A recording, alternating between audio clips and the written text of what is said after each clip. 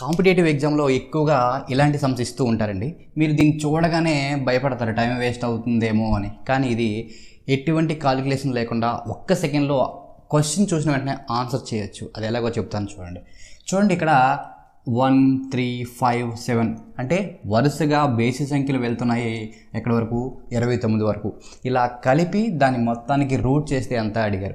ఇలాంటి వాటికి మీరు జస్ట్ ఏం చేస్తారంటే చివరి నెంబర్ ఎంతైతే ఉందో దాని తర్వాత నెంబర్ 29 తర్వాత 30/2 అంటే అందులో ఆఫ్ చేసుకుంటే ఎంత? 15. ఇదే ఆన్సర్. బాగుందా? సో మీకు ప్రూఫ్ కూడా చూపిస్తాను. 1 + 3 బేసి సంఖ్యలు. సో 1 + 3 √4 అంటే 2. అలాగే 1 + 3 + 5 ఇది మొత్తం కలిపితే √9 అంటే 3. ఓకే, మనం చెప్పిన ప్రాసెస్ ప్రకారం 5 తర్వాత నెంబర్ 6 అందులో సగం వేస్తే 3 సరిపోయిందా? ఈ 3 తర్వాత నెంబర్ 4 అందులో సగం వేస్తే 2 సరిపోయిందా? ఇది షార్ట్స్ కాబట్టి